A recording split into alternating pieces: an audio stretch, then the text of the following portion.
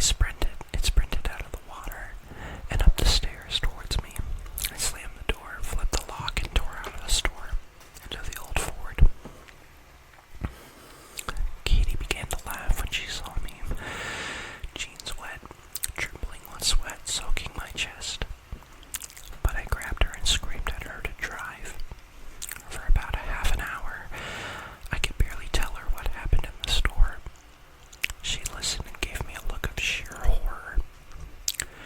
When I finally gave in and told her everything, she pulled the car to the side of the road and began to cry herself. I asked her what's wrong. She said, "I saw something while you were gone. While you were in the store.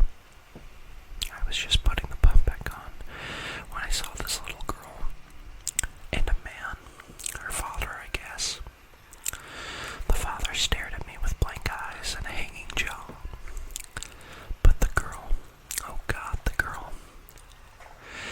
She was staring straight at me, grinning with this huge smile that just stretched so far across her face.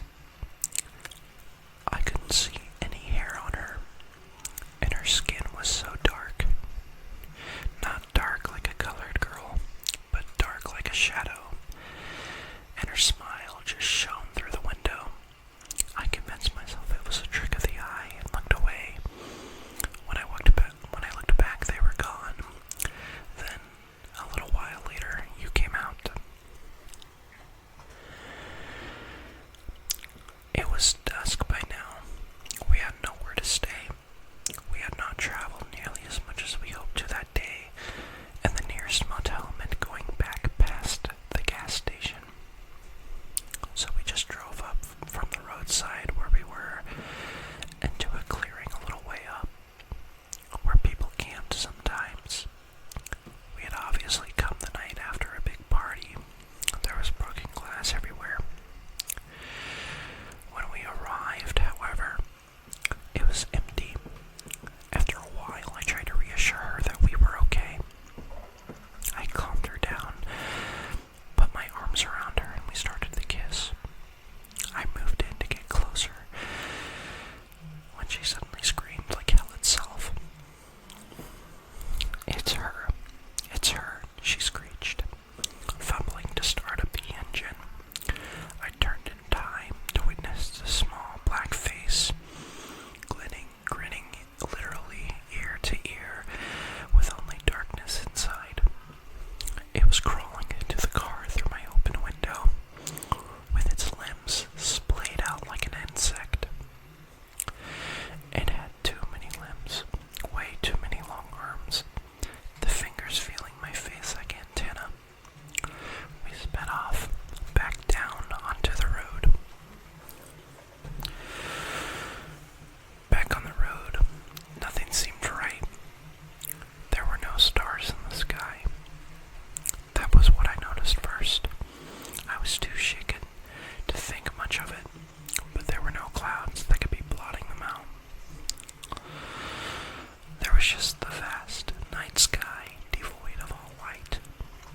Then, a few minutes after we had been driving forward, still sweating and breathing heavily, we passed the gas station. My heart skipped a beat. The gas station was at least a half hour away in the opposite direction. All of the lights are on, and I saw the door sliding open. As we shot past it, Kitty was in such hysterics. She found it hard to keep driving. We stopped the car in the middle of the desolate road. I decided we should switch seats so that I could drive.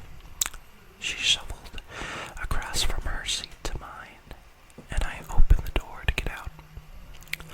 As soon as I was outside, the foul stench of the basement overwhelmed me. I gagged, then vomited down the